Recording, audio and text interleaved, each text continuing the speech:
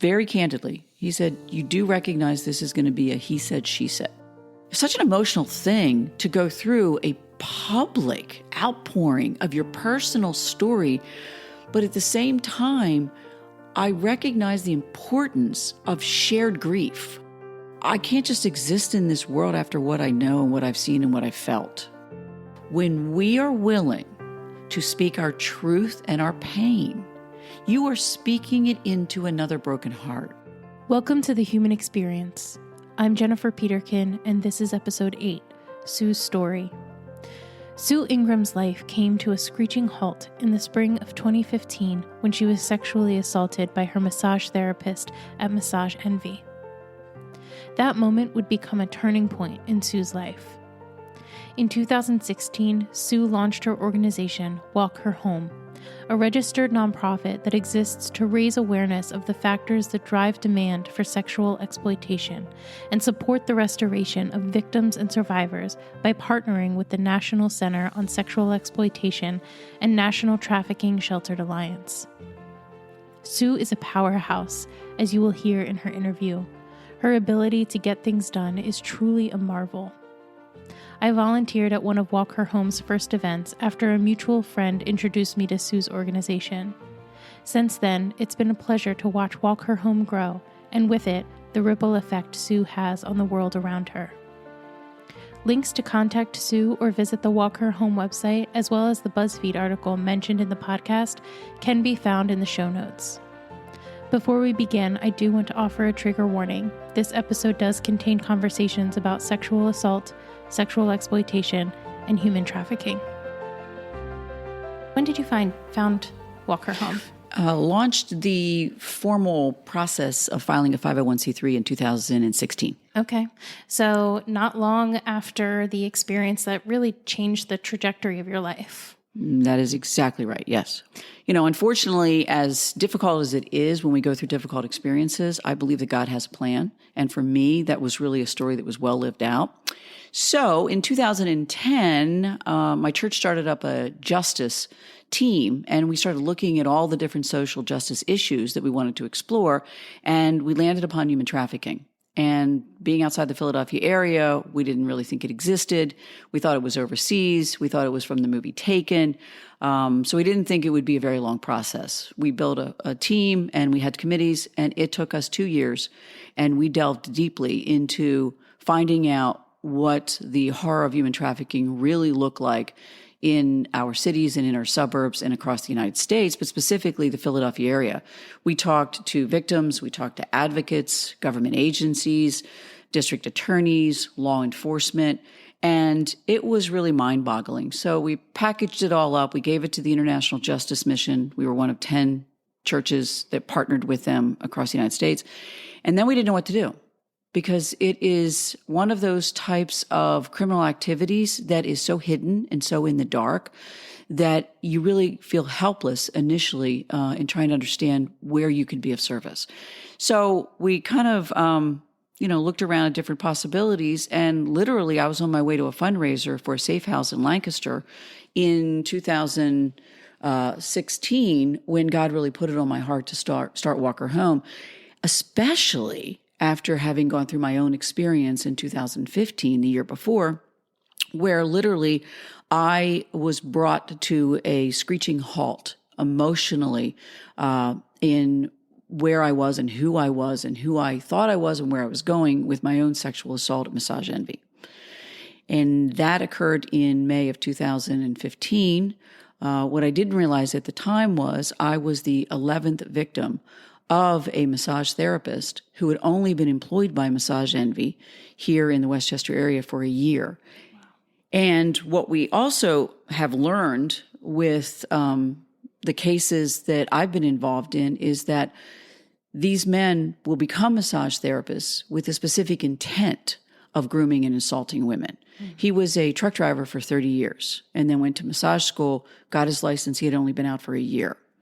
So with that experience, I thought of myself as a very confident person, and I was completely buckled at my knees and could not find myself. And I was actually in therapy at the time because I was going through a divorce. And I went to my therapist after this occurred, and I'll never forget that moment when I, in my broken state of mind, said to her, "Will I ever be the same?" And she very calmly looked at me and she said, "No, you will be better." Wow. And those are words that I have lived by and I have shared and I have experienced. And what she meant by that was incomprehensible to me that day. But since my assault has occurred, God has literally opened up a path for me that has allowed me to use the pain that I went through and the trauma to start up Walker Home, to become the board chair of a national network of safe houses for human trafficking victims called the National Trafficking Sheltered Alliance, to become on the advisory committee with the National Center on Sexual Exploitation, which files lawsuits and works very hard through their advocacy programs to reduce demand and protect children. So I've seen how that type of victimization actually can be a source of strength that you didn't know you had. And I certainly did not. So in reading my victim impact statement in court that day with him sitting there, and he was sentenced to 6 to 15 years in prison, I said that. I said, for me, I can't relate to using the word victim when I describe myself because it feels like someone who's weak, someone who has been hurt by another through nothing that they have done. But what I realized is when you've gone through a situation and you have become a victim, you also really have a strong potential to have a special power. Yeah. A superpower, a relatability, a compassion, a depth of empathy and understanding and a sensitivity to anyone you will ever meet after that. You look at them through a different lens, and it's a privilege and an honor. Wow. That's so true. We've talked briefly a little bit about how advocacy in general kind of does bring that about, that empathy, that vein of empathy that you don't have access to if you have not gone through something like that. And that's not to say that everybody should have to experience that by any means, but it is to say that those who have survived, it really does open you up in a way that nothing else can. Yeah, and I think if you understand, if you've ever been through something, you're not expected to feel a positive energy after you've been a victim. Like there's a reason why they talk about the different stages, whether it's the stages of grief, the stages of trauma, the stages of trying to find yourself again. So I remember taking a hit, and I remember writing out my feelings and sharing it with my friends because they were trying to be a source of comfort. And in actuality, I found myself trying to comfort them, to make them feel like I was doing okay because they were hurting because I was hurting. So what I needed to do was I remember when I wrote this down and shared it with them, and the way I described it was, I need to put a cast around my body. And the cast is to not let there be any interference with the process of the deeper healing that needed to go on. And anything that was even intentionally to be soothing and comforting could actually disturb the process of that deeper healing. So when I put it into this visual imagery of feeling like there's a bit of a barrier, I need a barrier right now. I need to just step back from your need to try to comfort me in order to let my own spirit rebuild me and reshape me to do the work that God was going to call me to do. Yeah. That's a really interesting point too, because I think that speaks to trauma-informed care, which is something that outside of that sphere is not widely enough discussed. Trauma-informed care is so important to accessing that healing. And a lot of people aren't necessarily aware that that's what they need, especially if they're not the direct victim, not realizing that that's what needs to be happening for the survivor, but also those in the direct vicinity of the survivor as well. interpersonal violence, just in any capacity, whether it's assault or domestic violence or human trafficking, they all have these very sharp parallels because they all affect the psyche in a very similar way. Mm-hmm. I'll never forget when I was sitting in a meeting at the Chester County Anti-Trafficking Coalition, and this was early on, probably a year after my assault. And that's when I decided to really immerse myself into understanding human trafficking and victimization on that level, which is completely different, certainly from my experience. We're talking about sustained levels of serious, intensive abuse that is occurring, literally for years. And I remember someone said, we need to do for sexual violence and for human trafficking and sexual exploitation what was done for domestic violence many decades ago. And I am the byproduct of a home in which my mother was violently, physically beaten. And as a child watching that and feeling helpless, because there were no resources at that time. And she said in that meeting, she said, we need to do what was done for domestic violence victims way back when. And she said that movement took 40 years. And I remember sitting there, I could literally feel the 5-year-old seeing my father get a gun and wanting to shoot my mother, or throwing her out of the house with no clothes on and locking the door, or ripping the car door off as we're trying to back out of the garage.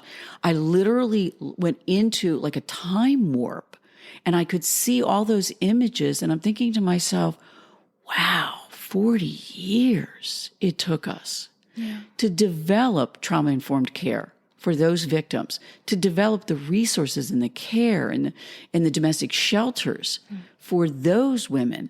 And, we're only in the beginning stages of human trafficking. This movement's maybe 10 or 15 years old. So while often we feel frustrated, we have probably 150 safe houses in this country. We have yet to touch on enough residential programs for boys, for young boys.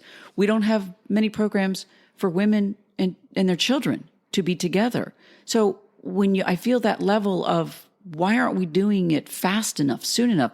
I have to step back and remember that a movement can take decades.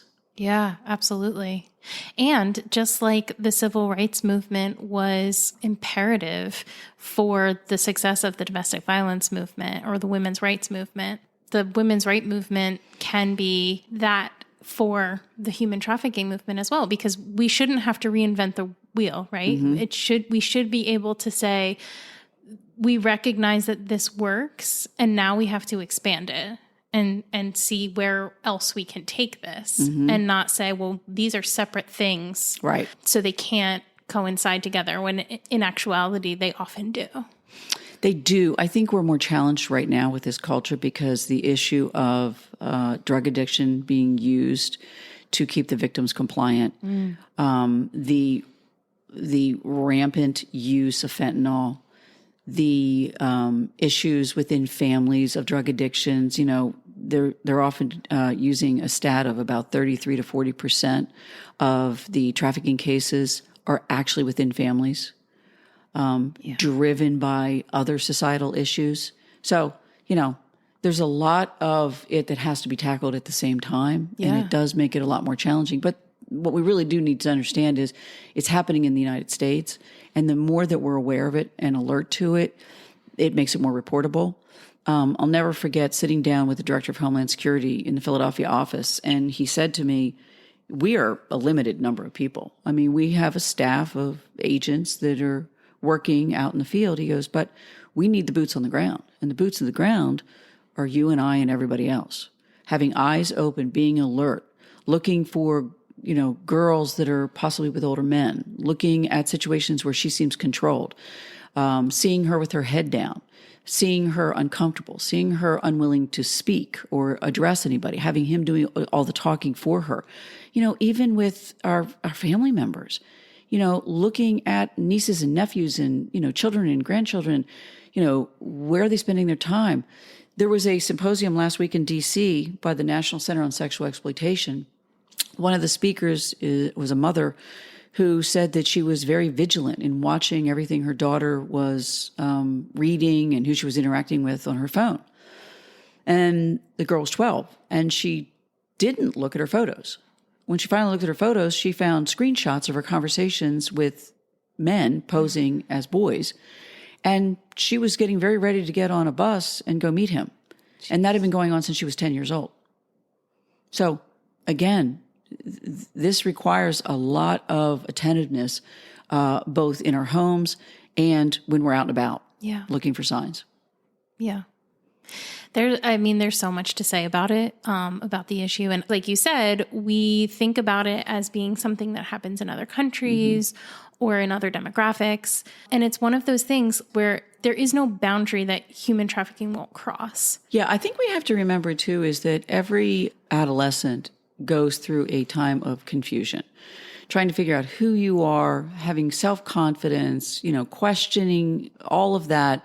But there's more dangers now with these kids as they're growing up because they have access to the whole world at their fingertips on their cell phones. I mean, they're considered to be the digital natives. I mean, they literally don't remember a time that they weren't able to look at images or have conversations or get engaged in adult themes that are way beyond their emotional development. So, you know what? I look at them and I just think that they need us to wrap our arms around them and say, if you got involved in this stuff, we understand it's a tough culture to grow up. One of the alarming statistics that we're talking about now is 50% of children that are sexually assaulted by children. Ooh, wow. So what that means is, and this isn't to scare anybody, but it's to make you aware of the fact that if your 8-year-old daughter, who doesn't even have a cell phone, goes to her friend's house, and her friend has a 12-year-old brother, the average age the kids are looking at pornography is 11.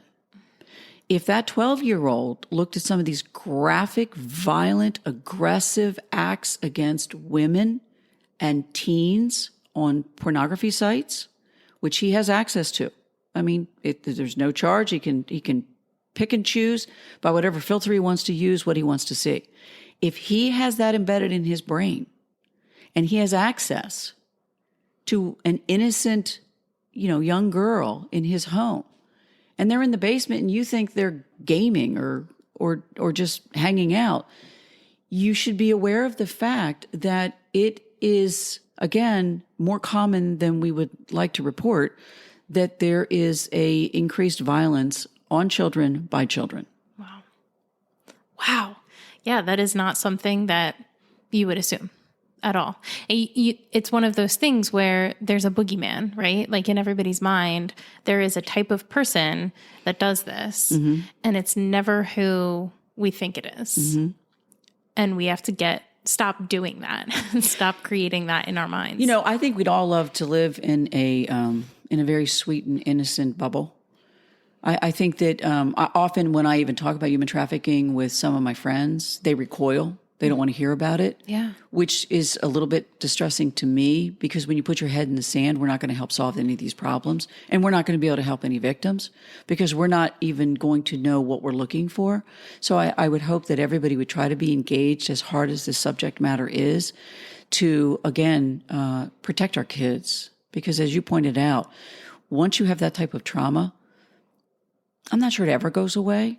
I think that we learn how to walk through some of the ways in which we can heal from it, but I think it still is a part of you.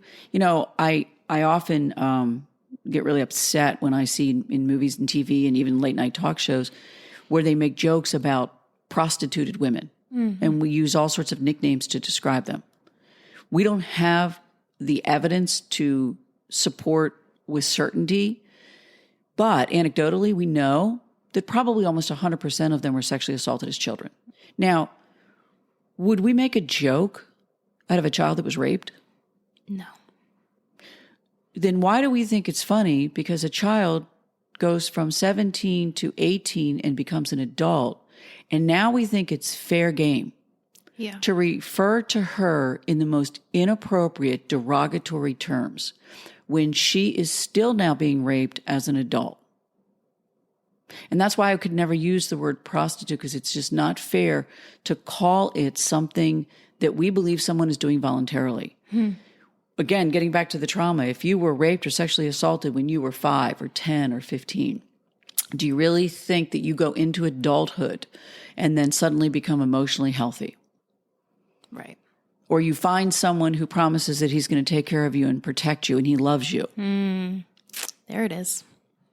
So I want to back up a little bit, just because you said that you had gotten involved in 2010, but from 2010 to then what happened to you in 2015 with your own assault experience to then forming Walk Her Home, what was kind of the bridge there that got you from, we're not exactly sure, how we're going to do this, to this is an organization, I'm moving forward full steam ahead? Jen, that's a great question. I'd love to say that it was just some inspiring thought that just popped into my head. And, being such a caring and compassionate person, I just ran towards it. And, it was a happily ever after moment, but that was not the case at all. So my sexual assault was in May of 2015. I ended up involved in a 2.5-year legal battle against the corporate massage envy out in Phoenix, Arizona, a $1.3 billion company. And that was extraordinarily draining, often depleting, facing an army of their attorneys who are asking you to basically describe your entire personal life over the last 20 years. Every person you have ever dated, every person that you've encountered, your past employers, depositions that lasted for 6 and 7 hours. It was an exhausting process that I was, again, living under that for 2.5 years. But it was the following September, so it was a little over a year later, in September of 2016, when I was driving up to this fundraising event for a safe house in Lancaster called North Star Initiative. And I was taking the back roads. It was a beautiful fall evening. And all of a sudden, I felt God saying to me, I want you to start a nonprofit. And I've started and sold businesses through the years. I still own a business now. And I have experience in that area, but I know nothing about running a nonprofit. So I laughed and I said, that's very funny. I'm not going to do that. But thank you for thinking of me. So I kept driving, and now I came to a red light and I heard again, I really mean it. I really want you to start a nonprofit. And I'm like, okay, fine. Let's play this game for just a little bit. I'm just curious, what would you like me to call it? And I drove and I came to a red light on this back road. And I looked over to the side of the road and there was a octagon red sign and it said charity walk. And I said, wait a minute. You want me to raise money? Is that what you want me to do with this nonprofit? Like do events and things? And I didn't, it wasn't a lightning bolt that came down with a big yes in the middle of the road, but I got the sense that this is where we're going. So kept driving, came to another red light, and I go again, just out of curiosity for the fun of it, what would you like me to call it? And then it was the beam of light. It was a lightning bolt of Walk Her Home. And I literally just started to cry. I just thought, wow, that's crazy. This is crazy that you're wanting me to start this. And again, this was September. So I still didn't want to do it. I had no desire to do it. It's so much work and, just getting it all launched and all that. So that night I went to the event and I came home and I made a couple calls about possibly doing an event. West Town School was one of them, which is where we ended up doing the events. But I kind of said to God, listen, I'll make a deal with you. I will do it if at the end of this year, it's still in my heart. Sure enough, by December, he said, it is. And yeah, I do want you to do it. And that's how it all kind of came to be. But even at the time, and I don't know that, and again, I'm a person of faith. So I don't think you ever have a plan when God calls you to something. And I don't think you're supposed to. Yeah. Because if you did, that would be driven by the flesh and the human mind. Whereas there's no room for the divine intervention. If you're laying out an entire plan and you say, God, thanks for the idea, but now I've got it. You can back up now, right? So I didn't realize at the time that not only was I going to launch Walk Her Home, but Walk Her Home then would become clubs in high schools and colleges that I would be offered and given the congressional award on Capitol Hill for victims' rights, that my local congressperson here were working on a bill that we're still working on. It takes a long time to get a bill passed. Only 5% are passed each year, so you have to keep reintroducing it. It's called the Duty to Report Sexual Assault Act. It's hard to fathom this isn't even a law right now. Right now, Massage Envy doesn't have to report it. In fact, when it happened to me and I got home and I called because he was giving another woman a massage, and I begged them to get him out of the room with her. I begged them. And I hadn't even told my daughter what happened yet. And she said, "I'm sorry, I can't do that." And I explained to her in graphic detail what happened to me. Again, without telling my daughter, and she's hearing it for the first time. And I'm sobbing. And she said, and I'll never forget the words, which is a corporate script they're told to read, "I invite you in to talk about your service." And I said, "Did you hear what I just said to you?" And she said, "Again, I invite you in." I said, "Please put me on the phone with the manager." And she wouldn't do it. And he's in the room with another woman. There was no obligation. There was no legal requirement for them to report that I had reported to them a sexual assault. So that was one of the other areas we're trying to get that passed. Again, in just all the different situations that I've been involved in, the nonprofits that I work with, it has been, honestly, when I feel like my life really began. Going from the lowest point to the highest point. And when I say that, I don't personally believe that there is as much gratification in achieving wealth or status or title the way there is doing something from the human heart to offer comfort to another human heart is the greatest privilege and honor any human being has in their walk on this earthly journey. Wow. Yeah, I think a lot of people would agree with that. I cannot believe that. I cannot believe that they're not mandated. Oh, even in a corporation, let's say you have an employee who sexually assaults another employee. There's no legal requirement for that corporation to report it to law enforcement. Now, victim rights groups will say it's because we don't want to force the victim to have to report it. The victim doesn't have to, if they choose, to give an account of the assault, but at least it's on the record that there was an assault at a company, at a retail store, at a place of a massage, because right now, again, there is no legal mandate. In schools, we have a mandate that if assault occurs. It took a long time to get those laws passed. Yeah. But we're still very behind in protecting the rights of those victims by not forcing that. Yeah, there's a lot there, even to like the lack of reporting is directly correlated to how we treat victims and, you know, the results we get from trying to prosecute assault. But for Walk Her Home, why human trafficking and why not just stop at sexual assault? Well, Walk Her Home educates on two areas, human trafficking and sexual exploitation.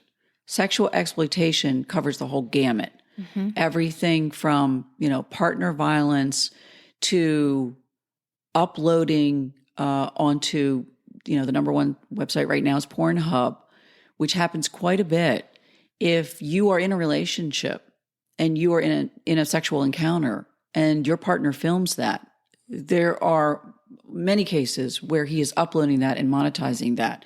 I mean, all of these are forms of sexual exploitation. It's really hard to address all of them in all that we try to do, like the National Center on Sexual Exploitation, which I highly encourage everyone to go to their website. It's called endexploitation.org. And they have a schematic, a diagram that shows the intersectionality of all of the different areas of sexual exploitation.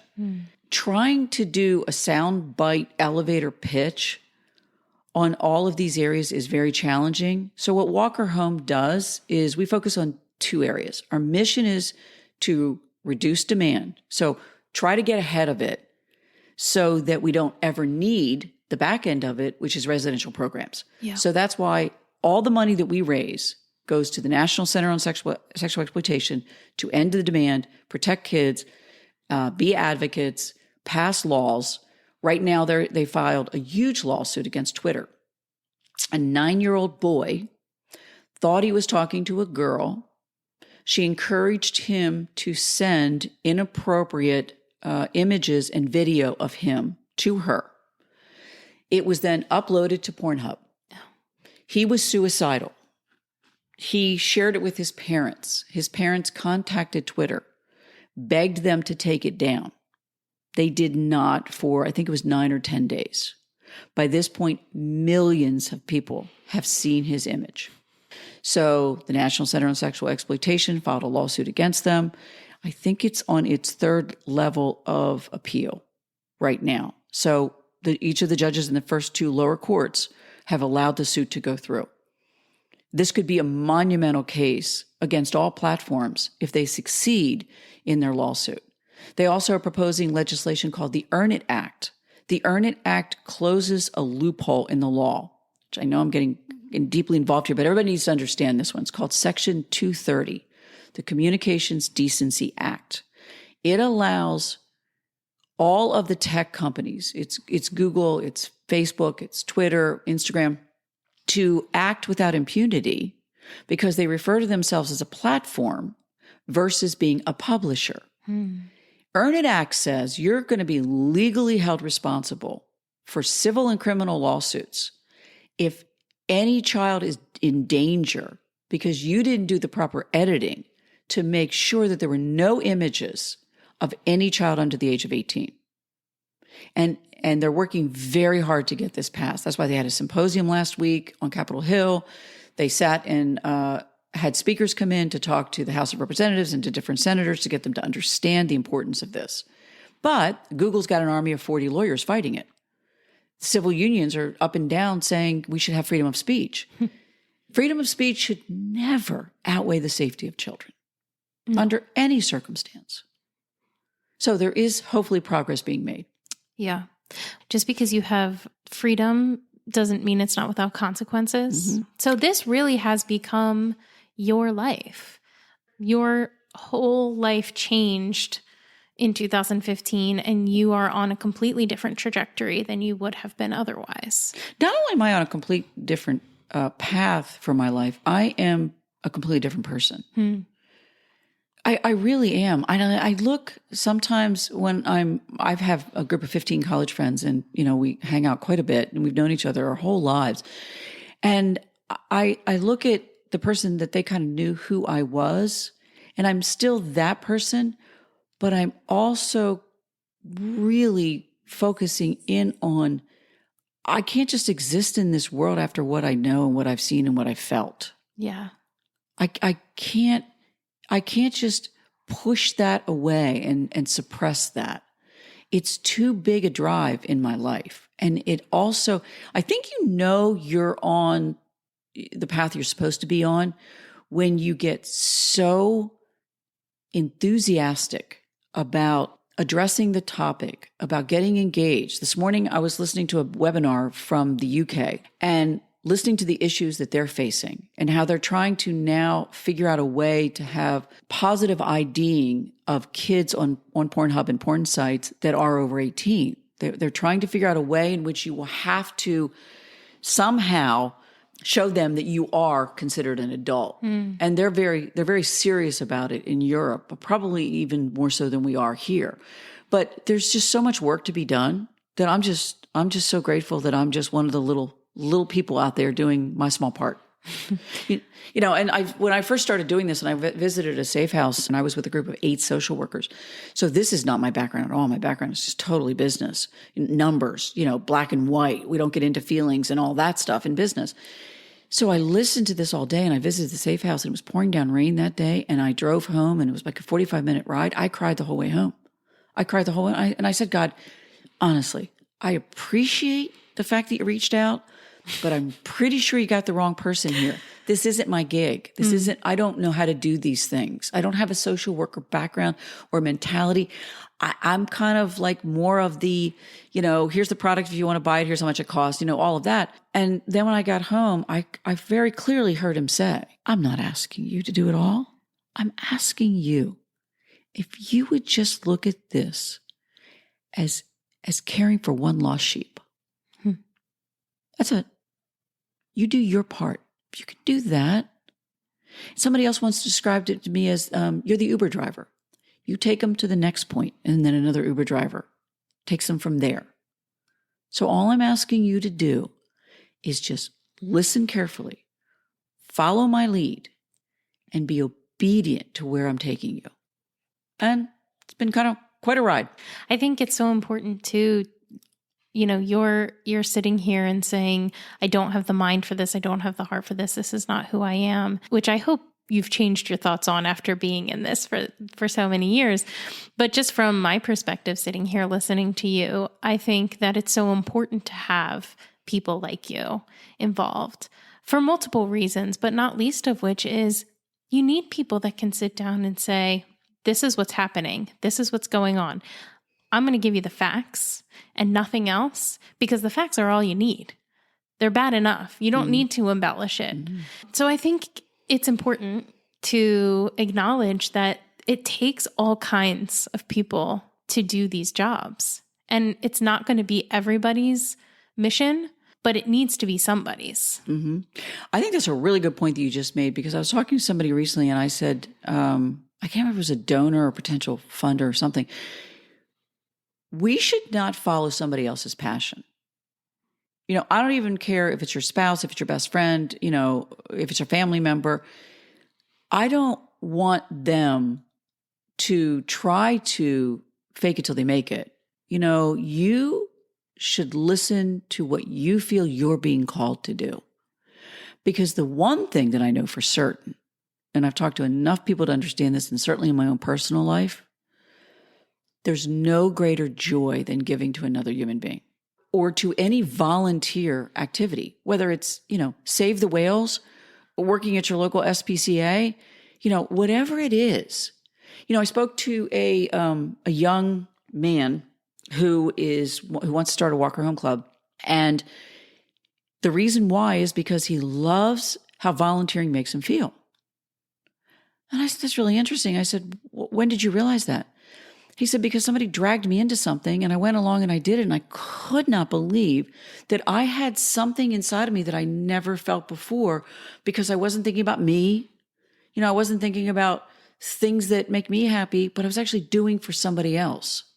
And, I know young people are very socially aware of injustice, and it's an issue they care passionately about. But I would caution them that it's more than conversation. Find something and do it. Get engaged. Yeah. I think it's a really important distinction, because you can care about a lot of things, but you're limited in what you can do. You can have different points of interest in terms of being aware of what's happening, or being in tune to a cause without being its leader, because everybody has something that lights their fire more than anything else.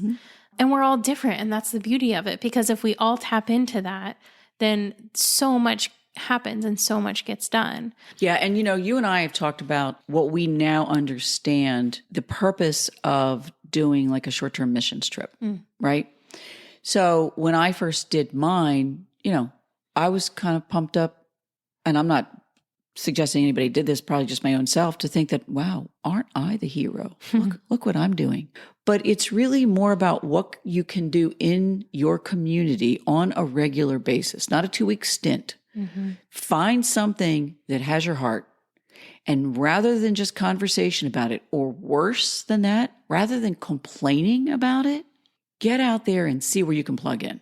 And I will tell you that it's almost kind of a self-driven motivation, because you're going to get high from it. You're going to get those endorphins released, and you're going to get a sense of, I had no idea that I could feel so good because I've chosen to think outside of myself. It is the greatest, I think, antidote for anxiety and depression. Oh, yeah, I agree. Yeah. Getting outside of yourself. Yeah. It will change you. Yeah. It will change you in a big way. So be prepared. Yeah. You had mentioned that your friends would get uncomfortable when you would start talking about human trafficking. And I definitely have experienced the same kind of thing. My thinking is that if somebody has to go through it, the least I can do is know about it, right? Be informed. That is the very least I can do. I think probably my favorite quote is William Wilberforce, the abolitionist, said, "You may choose to look the other way, but you may never again say that you did not know." And I think that's such a huge part of justice, because as soon as you acknowledge that it's there, you have a responsibility to it. Mm-hmm. Agreed. What I'm trying to do is to always stay open to the possibility that they're just not there yet. Sure. I'm not going to judge you for what you don't know yet. Sure. Because the reason why I have this downloaded into me is because I've walked through the shoes as a victim. Mm-hmm. You didn't have that. Yeah. No, that's very true. Yeah. That is a very good point. Yeah. And there does need to be grace extended because you don't know what you don't know. Right. And to that point, you know, there was a time in my life when I was also there, right? I was there too. Yep. So yeah, that matters. What did you receive when you came forward? How was that for you? When you came forward with your story, did you feel like you were believed? I know that Massage Envy didn't do anything for you to help, but even on a more personal level, if you're open to sharing, what was that like for you to be a victim and to have your voice heard? And how has that affected you as you now walk through caring for other victims and survivors? Yeah. Jen, that's a great question. When I contacted the police, and this is, I'm sure true in every sexual assault case, they don't come to you. You have to go to the police station. And the reason why you have to go to the police station is because they want a video of your account of what happened. So when I arrived at the police station, the police officer said to me very, very candidly, he said, "You do recognize this is going to be a he said, she said." Now, meanwhile, they went to Massage Envy and asked him if he would come down to the police station. So as I'm sitting on the second floor of the police station, there's a big window, and I look out the window, and it's an hour later after this has occurred. And I see him pulling up in the parking lot and getting out of his car. Wow. And I was in such a traumatic state of overwhelming shock and could not process what had happened. It was like I lost all the circuitry in my brain. Like even after it happened, I walk out the parking lot and I called a friend and I couldn't speak because I was sobbing so hard. And she kept saying, what? And then I just hung up on her. And then I drove home and, I got home and I walked in and my daughter said, "What's wrong?" And I couldn't speak. I sat outside my car for 30 minutes because I didn't want her to see me, but I couldn't get engaged back to me. I was just a wrecked, ravaged, broken human being. So when I finally came into the house, it took another 30 minutes. She thought that her brother died. Oh gosh. The level of trauma, like the heaving, hyperventilating. And then that's when she told me to call Massage Envy. And then I was waiting for them to call me back. They were supposed to get in touch with the manager. 30 minutes had passed and she said, "I think you should go to the police." I, to this day, don't know that I ever would have done that if I didn't have her sitting there saying, "You need to do this." Mm-hmm. So first step is, one, you have to have the courage. 90% of all victims don't report. Mm-hmm. So you have to have the courage to make that call. Then when the police say to you, you have to come down to the police station. Okay, there's another opportunity to back out. Yeah. Then when you get to the police station, they look at you and they go, "It's going to be he said, she said." And I go, "What? Do you see me? Do you see how the wrecked human being I am right now?" And they said, "I understand." Then the fourth is that they're bringing him into another room to ask him questions. And then I have to be filmed. And they call a crime victims advocate and they wait for her. She comes, we go into the room. And we went through the whole thing. And I remember, they gave me a copy of the film, the footage. I put my head down and lifted my head no less than a dozen times because I couldn't continue the story. And if it wasn't for the compassion of that police officer who came the day of his court appearance, I don't know that I would have had the strength. He was so compassionate. Talk about, I don't know if the guy had trauma-informed care or not, but he sure seemed like he did. But initially, you don't feel like you're going to be believed. You think, this is absurd. All that guy has to do is say he didn't do it. And he did. That's what he said. He was down the hall in another room, and he said, I didn't do it. And he kept saying that. And the other officer kept interrogating him, investigating, asking all the right questions, probing. All of a sudden, there was a knock on the door. And the cop says to my person, I need to talk to you. He finally said, yes, and it's been at least 4 other women. And I'm so grateful that this day has come because nothing was going to stop me. Wow. Now, he went to prison that night and he was sentenced a year later, and he was in prison the whole time. Praise Jesus. Mine was the best case scenario if you have to be sexually assaulted, to have your perpetrator admitted that day. Yeah. Go to prison, be sentenced. So I think for me, that made it a bit different because I cannot imagine what would have happened if I would have gone through all of that, as many women do, and then not have somebody believe your story. Right. Because there's a sense of justice that occurs. Now, I will say that within a week, I hired a civil attorney, and that's when we filed a lawsuit against Massage Envy. I work very closely with my attorney still, and I'm a huge advocate of civil lawsuits, and I'm trying to bring that more into the area with human trafficking victims. We've got lawsuits against hotels because they were co-conspirators. They knew exactly what was going on.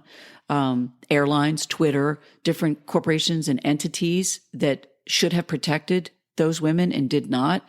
So I believe if you don't get justice in a criminal system, you need to be looking at a civil lawsuit. Yeah.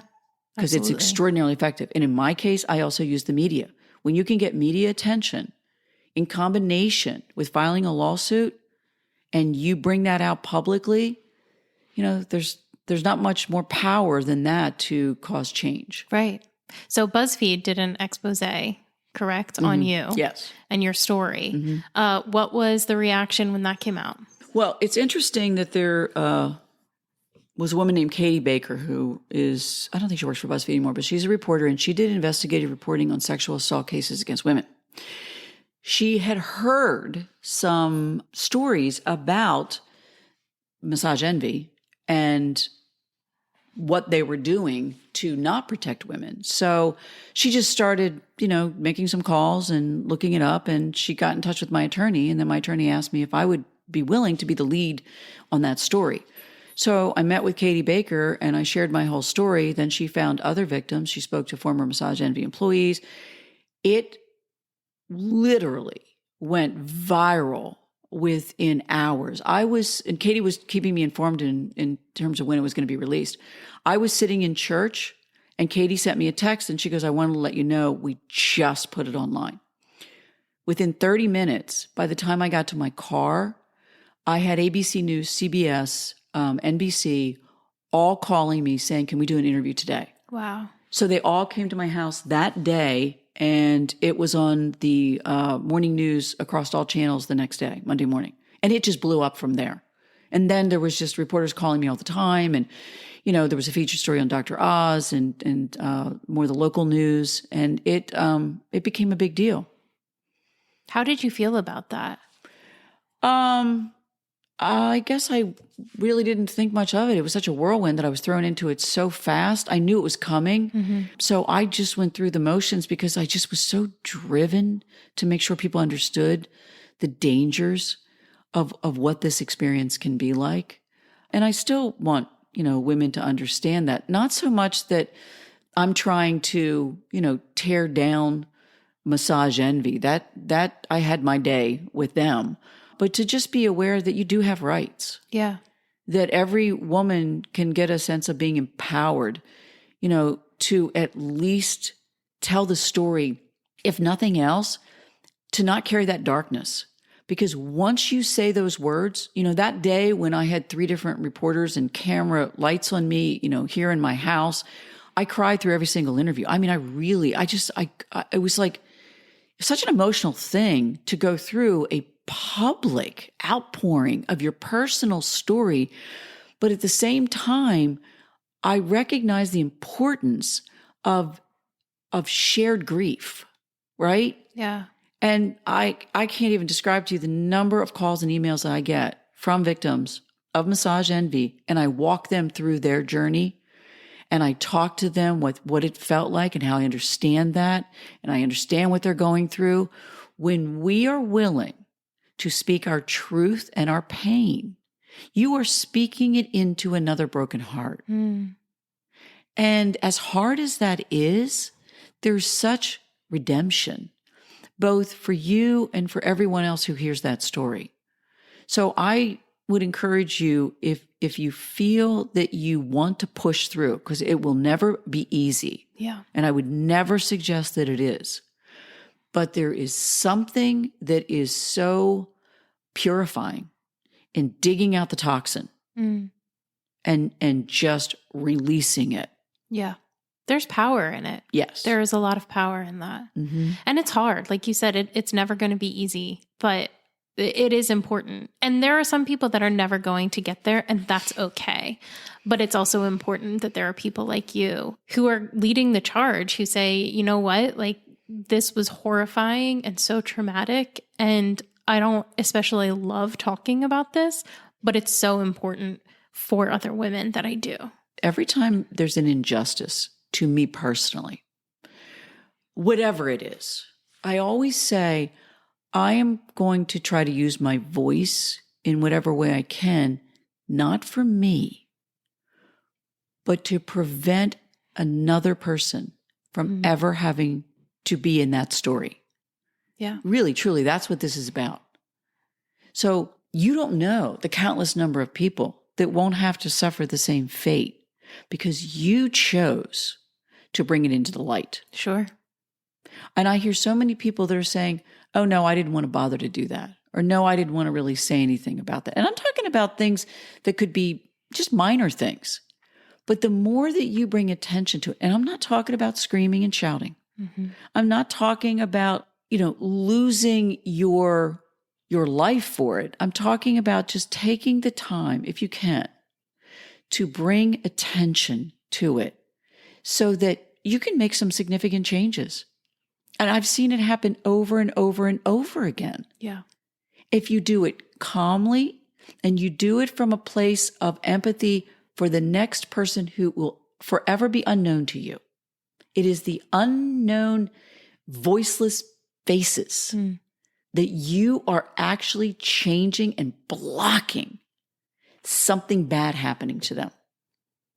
It's a wonderful way to go through your life. Well, and you've mentioned a couple of times that there were victims before you at Massage Envy, and people knew about it. And even having the reporter had known about Katie, her name was?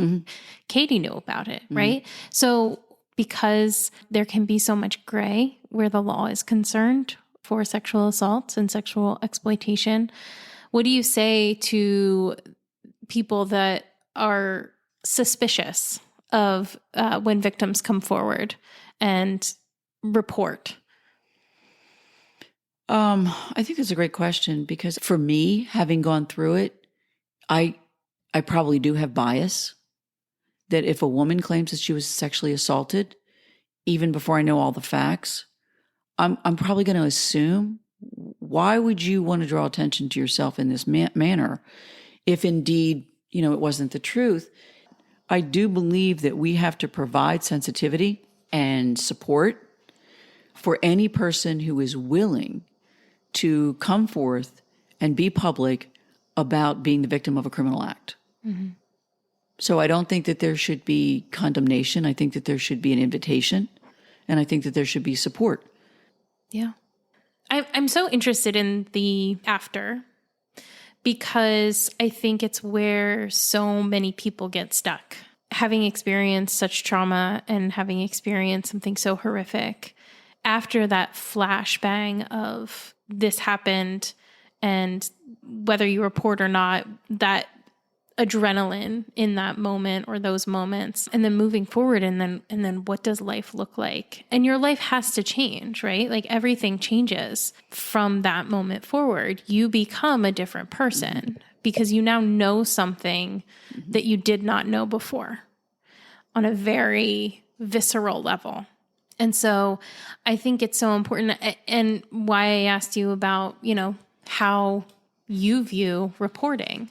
as a domestic violence advocate and somebody who experienced domestic violence, as you yourself did, knowing that most women don't file reports or make formal complaints against their abusers in whatever capacity that is. And so how do you change that? I know that's a very big question. How do you help victims come forward, or how do you help victims speak their truth? Mm-hmm. No, that's a really good question. There were 11 women that were assaulted by my massage therapist. And one of them did report it, but it was never investigated. So I was the 12th. And when we went to court a year later, when he was being sentenced, I remember being very honest. I did not want to meet these women. I was really angry because they chose to be silent. 11 of them. In reality, there should only have been one victim. I want people to understand you have within your hands the ability to literally save another human being from that trauma. That's a huge calling on your life. It is a huge responsibility, but it's also one of the greatest, I think, opportunities to show that we care about each other. And you have that power, because when you don't say something, whether you realize it or not, you are putting somebody else next in line.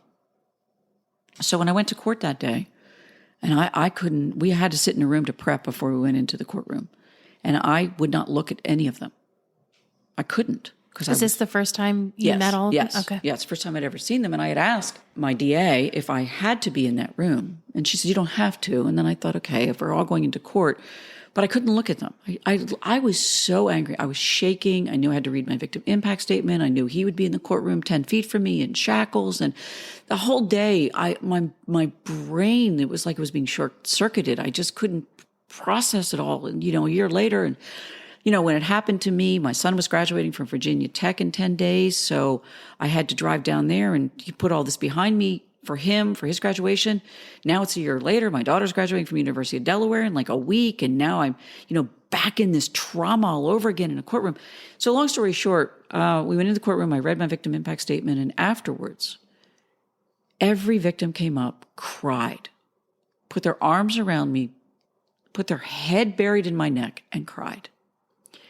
And asked me if I would forgive them. And apologized. Wow. Now, would you want to be the person who carried that guilt inside of you when you already are carrying the trauma of being victimized? You are now taking an overload. You're taking a double hit when you choose to suffer in silence. Because not only are you suffering, but there will be a day when you think about what could have happened if you had pushed past that. We all have an internal strength that we don't even know we have. But if you're not willing to try to rise up to the human spirit inside of you, then I don't know that it's going to feel good weeks and years later when you suppressed it. You can't tuck away trauma. That trauma needs to come out in order for you to address it. What I would highly recommend is anybody that has been victimized. I was fortunate and my daughter was here. And I had to confront it because she's right there in front of me. So I didn't have a choice. I had to tell somebody. I tried to tell somebody when I called my friend, but I couldn't speak. Tell one person. It doesn't matter if it's a family member, a friend, a spouse, a pastor, an advocate at a crime victim center. Tell one person. The number of women, the victims that day in court, telling me they never told their husband, telling me they never told anyone. That is like planting a bomb inside of yourself, and it's ticking. It's just a slow torturous drip. But when you tell someone, it's the beginning of the release of that pressure. And then I would suggest get in a support group. Start telling more people. Mine happened because I got an overdose that day by having to tell 3 reporters. First I sat and told Katie Baker the story in a Philadelphia restaurant. And then, a couple months had passed, and then I ended up telling the story many, many more times after that. I've told my story so many times that I can tell you with certainty there's no sting.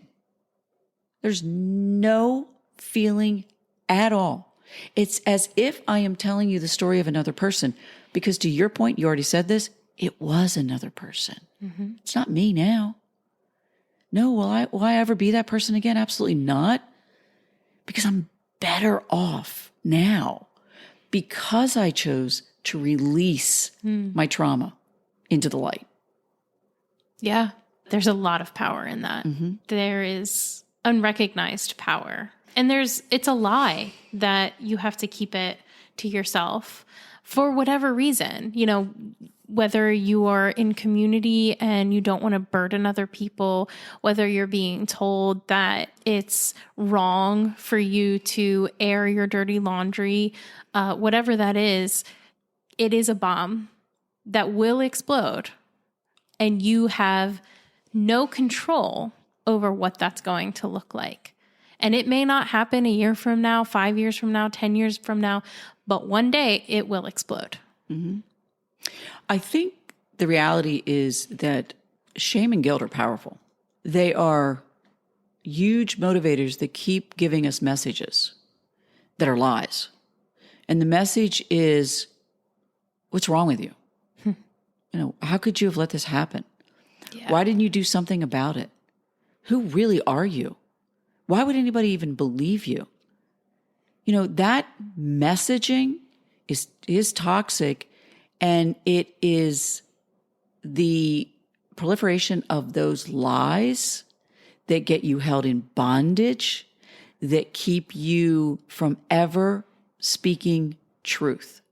One of my big ways that I think about sharing anything with anybody is speaking truth in love, right? So when we speak our own truth, that is the greatest way we love ourselves. I love that. Because that says, my feelings really matter. My hurt really needs to be shared. I want people to know that I'm hurting. That is the greatest gift that we give ourselves in showing that we love ourselves. And we should love ourselves. We are worthy. Yeah. So when we speak out in truth, it is the gift we give ourselves. I love that. So what's happening now with Walk Her Home? What does the future look like for you and your organization? And now you're serving on the board of several other organizations, so you've got a lot going on. Thank you for saying that. I do have a lot going on, and I am just, again, wildly excited about the privilege and the honor, and I feel blessed to be doing all these things. And in terms of what the future holds, I have no idea. And I also like that because I used to be a person that would plan out 5 years. Everything I had written down, and it was, certain mile markers and things I had to achieve and money that I had to save and invest and, college tuitions that had to be paid off. I don't do that anymore.